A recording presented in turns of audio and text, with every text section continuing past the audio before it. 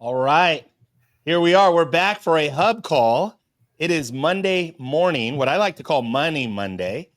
And speaking of money, man, I can't believe the fallout. And I don't know what's real and what's hype when it comes to tariffs.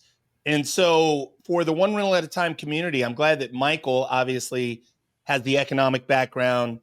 He studies this stuff every day. And so, Michael, what the heck is going on with these tariffs? And more importantly, how is it going to affect 30-year mortgages? How is it going to affect the real estate economy? What's going on with tariffs?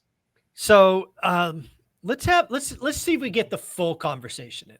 So Yep. we'll talk about what happened this weekend because that's one thing. We'll talk about tariffs in general, and then we'll talk about why tariffs could be part of the answer to lower interest rates because that's what I think everybody in real estate wants. We want lower interest rates.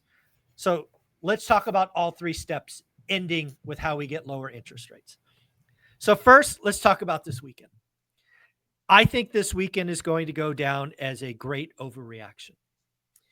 I think what you have seen, certainly from Canada, is the start of what potentially could have been a trade war. I don't think Canada and Mexico really appreciated what Trump was going for. And Trump was kind of clear. Trump is trying to stop drugs from pouring into America across the only two borders that we have. If anybody is confused, they shouldn't be. Trump wants to make America great again. And one of those steps is crushing the back of drug cartels, and specifically fentanyl. And a lot of that comes across our southern border. Some of it comes across our northern border. And that's what he wants. So what happened this weekend is basically the first shot across that bow saying, hey, guys, step up and help me protect our border. So it's funny, the daily financial news, which I record live, when this, when the stock market was down like 600 points, I'm like, guys, you're not paying attention. This is not the thing to get stressed out about. All Trump wants to see is Mexico and Canada step up and invest in protecting the border. So what happened in the last 5 minutes, somebody who watched my daily financial news texted me and said, Zuber, you're right again. Mexico has committed 10,000 troops to protect the Mexico-U.S. border, and bingo, bango, tariffs disappear, or at least postponed. That's all he wants. Now, if Canada comes in and goes, hey, I'll give you 5 more Mounties at the northern border, that's probably enough. Because again, when you look at disparity about what's coming across, it's, 95% Mexico and 5% Canada. So the investment from either government will be of like size, I would imagine. This is not the start of a trade war. This is just a guy who was elected 2 weeks or is in office 2 weeks, wanting to get one of his campaign promises done. I'm going to stop drugs coming across the border. And I think everybody missed it. Just everybody freaking missed it. So the great overreaction, the great this, the great that, it could be over by the time this video gets posted, because this will probably go out Tuesday. So it's probably, in my opinion, might be over. And again, this might age like spoiled milk, and I'm wrong, and a trade war has started. Is this, let me ask you, Michael, and I think this is important to understand. As I'm getting older, I think I'm starting to get my head around some of the political moves.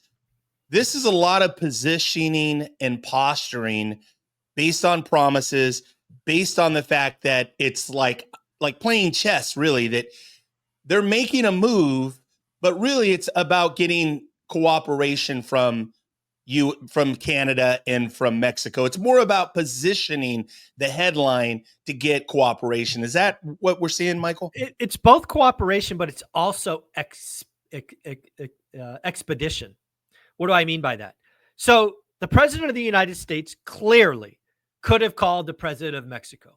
Clearly, he could have sent the Secretary of State. Clearly could have gone there himself if he wanted to and start the negotiation process.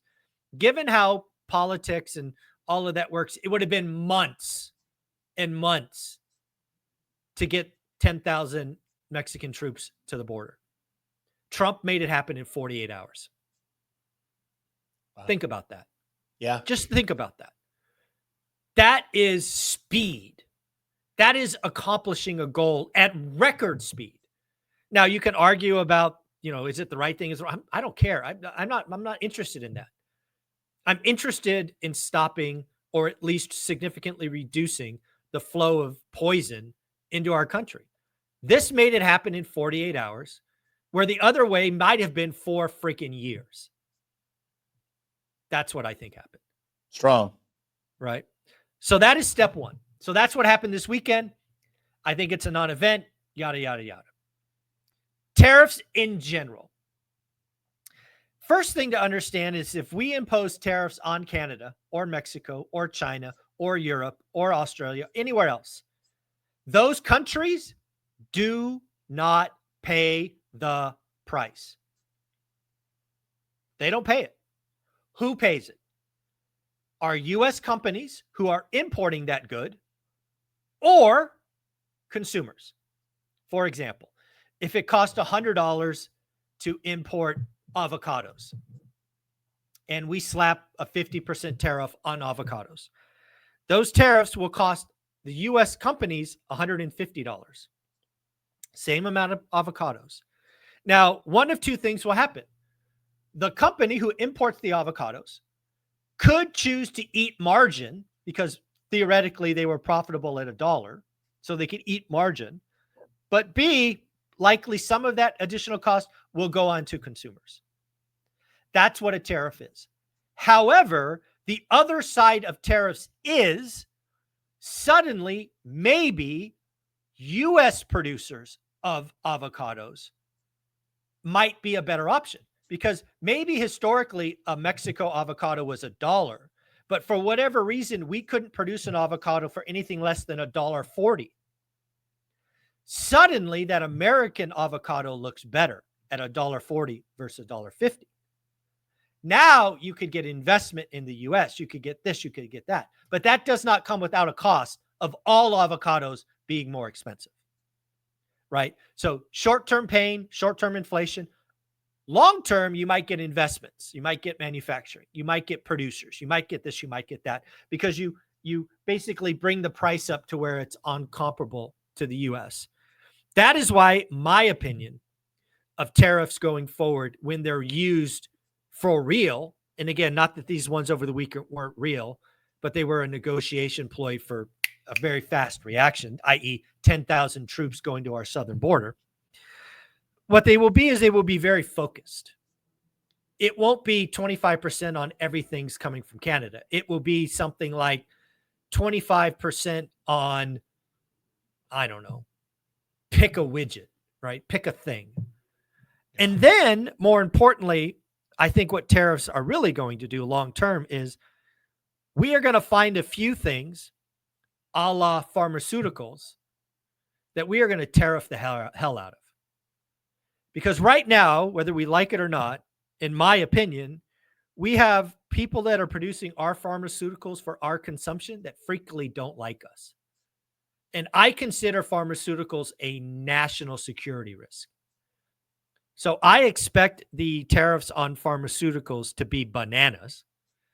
And I expect the U.S. in 5 to 10 years to be one of the largest producers of pharmaceuticals, because I think it is that important. Yeah. So that's step 2. What do you guys think of all that? I think too, I want to hear from Matt, like what did, like in terms of mortgage rates, what did mortgage rates do this morning, over the weekend, and just kind of what's the sentiment from Matt on mortgage rates? Yeah, I mean, they've come down a little bit, and I think too we're still in the stages of, negotiations and reactions. I don't know if the markets are pricing in any significant long-term stuff. I mean, I think even Canada in their response was like, we're going to tariff 150 billion, but just 30 billion for now. And this is just my personal opinion.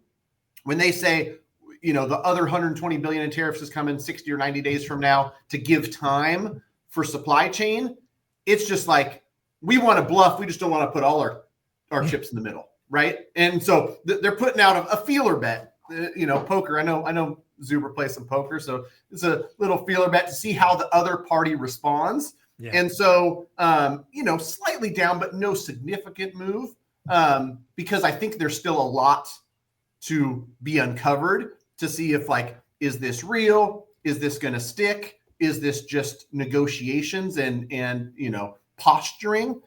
Because I think that's what a lot of people expect. And quite honestly, the conversations I've had, the U.S. has so much leverage.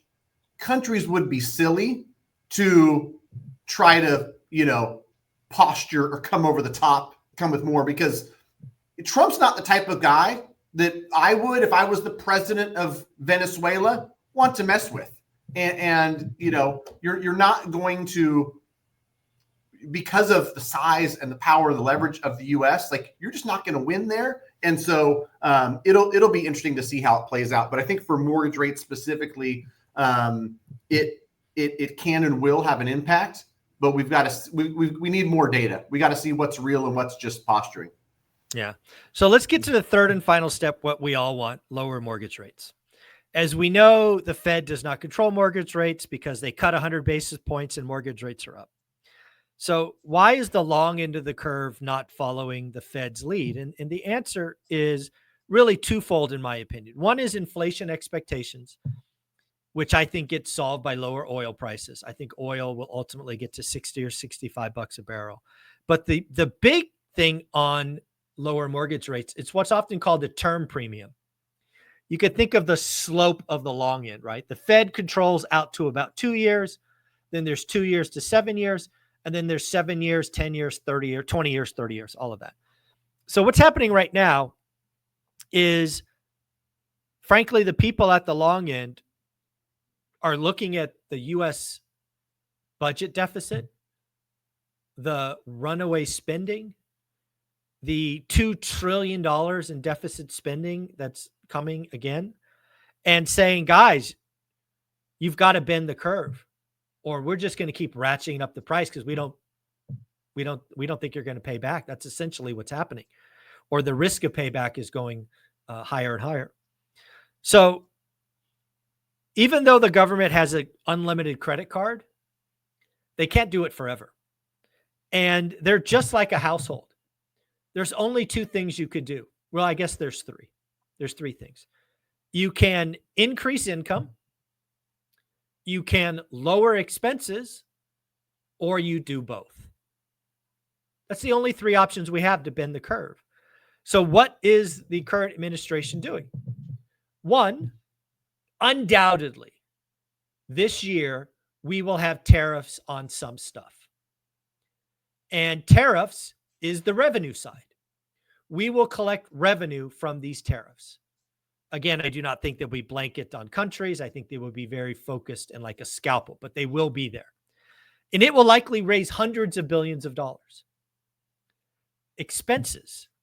I don't know if you guys are paying attention, but it has been reported that Doge is already saving $1 billion a day with line of sight to potentially $4 billion a day. If they can get to 4 billion, that's $1.46 trillion a year. Wow. So if you can cut expenses by 1.5 trillion and you could raise 200 million in tariffs, you have bent the curve. And if this thing gets wild enough, and by the way, increase revenue 100 billion, cut tariffs by cut spending by 1.5 trillion, whack the term premium. Right now, one of our largest expenses, interest. If you whack the term premium and interest falls a point, that gets better too.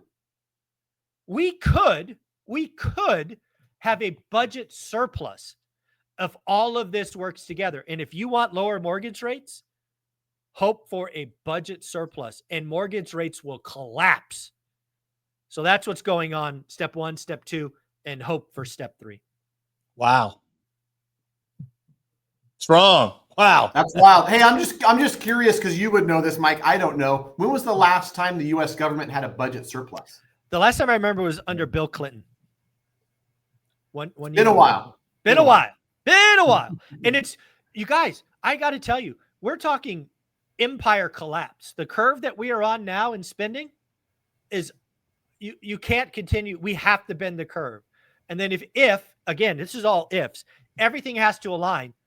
But in theory, we could be talking budget surplus 2027. It won't happen this year. It's impossible to happen this year. It's just too much shit is already spent. But 26, 27, you know, you get a little more revenue, you whack some expenses, you get lower interest rates, bingo, bango, budget surplus. It's possible. What do you think, Ty? Does that help? It helps a lot. And didn't even see that far out about budget surplus. And it for sure, the way that people are concerned about spending, government spending, and about deficit, I know that had a lot to do with long-term bond yield, 10-year bonds and that. And I know that definitely played inflationary concerns. So makes a lot more sense. And very interesting times. And it also, the thing too, Michael, that I want to point out, something you've said is that this is still going to be what you've described as the last rough year for real estate. No question. And it makes sense that there's a lot that has to be sorted out for the U.S. economy to really get into a stable, almost a predictable and stable place. Is that pretty accurate? Yeah, it's again, all of these things are possible. But they all take much longer than we would wish. We would all hope we could snap our fingers and you know, stop the crazy spending, increase revenue. It takes time. And, you know, that's why you can't overreact to an individual move because there's a bigger game afoot.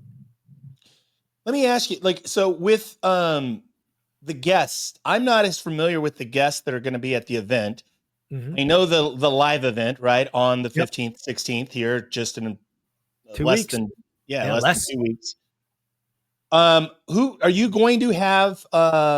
The uneducated economist, is he going to be? Yeah, uneducated economist is going to close out day one. Okay, and then also is Dan Bird's going to be there. Yep. Okay, I think it's important because I know there's still virtual tickets, right? Yep, virtual tickets are still available. Yes. Okay, so if you did not buy your tickets, folks, go buy your virtual ticket. You're going to want to plug into this information. I got to say, for me personally, when I go, I want to get a better sense of certainty of what to expect from, you know, and again, hearing Dan talk about what's going on in the stock market, because it plays a role into housing, especially here in Northern California, in the Bay Area, for sure. Yeah. And then also too, just like long-term, the long tail of the economy and how we can see this, you know, Trump 2.0, how is this going to play out? I know that's probably going to be my biggest questions or kind of thoughts are, how does this all play out? And so that's going to be a big part of at least a good chunk of what we're going to talk about in 2 days. Michael, can you tease a little bit? Yeah. So again, the beauty of the event is it's always going to be focused on what's most important to the audience, because half of all the presentations is audience Q&A. So if something is hot topic like tariffs, it'll be something that could be asked of each and all speakers. It's something I control the agenda, so I can move stuff around if that's where everybody wants to go. I've got access to lots of folks. So it really is an event for the community. It's a celebration for all of us as well. And yeah, I look forward to seeing you all there. And yeah, go get your virtual tickets, $99. Also get you a replay. I won't charge you anymore for the replay. So that'll be up and available probably 2 or 3 weeks after. You'll get to watch it again if you'd like. I want to say too that how important it is to have a tight financial household. And speaking of tight financial households, Carlos, I know, does a lot of maintenance for you and Olivia. Mm-hmm. I know that he not only can foresee potential problems and cut them off and get things right with, you know, rental turnaround prep, you know, when you're re-renting something, turning it around, but also full renovations, ADUs. What's going on with you, Carlos? Well, you can give us always a call at 559-681-8431. But definitely, I would love to be able to help those that are doing the turnovers in apartments. and so forth. I do want to, this talking about the tariff and all that, it's very popular in social media. And I think it's being spun off, and this is what you were saying, Michael. I really appreciate your point of view, as well as Dan Burge and everybody, because it's a bigger picture. I tell my kids, step back, view the bigger picture. Don't get caught up, because it's easy for us to follow their narrow, whatever it is, whatever they're playing. And just like you were saying, Ty, you're right about as you get older, you get a little bit wiser. That there's a lot of hands involved, and so I honestly believe that whatever is happening is really going to be we're going to be able to see it more down the line, a clear picture. But right now, I think the best thing we can do is what you're saying: keep our health tight, our finances, cut back, just like the state, the country's doing. Cut back in expenses, increase your revenue, and that's what I would actually going to the event is going to be something that I hope to network and plan to receive, is that extra knowledge and foresee what's going to happen down the future. And so, anyways, yeah, definitely, guys.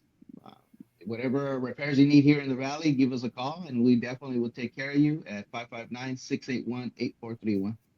Beautiful. Love it. I just realized that event's next weekend. Now I'm excited, guys. No, it's two weekends. 2 weekends. Well, no, it's like it's Monday. It's not this weekend. It's next weekend. Yeah. So yeah. Yeah, that's what I call next weekend. I think my wife gives me shit for it too, Mike. So it's I was gonna say it's not next weekend, dude. Next weekend's like the 9th. We're whatever it is. Well, I know, but Super this Bowl weekend is coming up in 5 days, and then next weekend is coming Got up it. in 12 days. I see how you count. I see how you count. That's how I count. That's the math. The that would mortgage definitely guy's screw counting. me up. I would show up on the wrong weekend if you were running things. No. Matt, do me a favor. Somebody wanted to start something with you, ask questions, look at refis, all of that. What are we doing? Go to greatmortgagebroker.com. We're licensed in 48 states.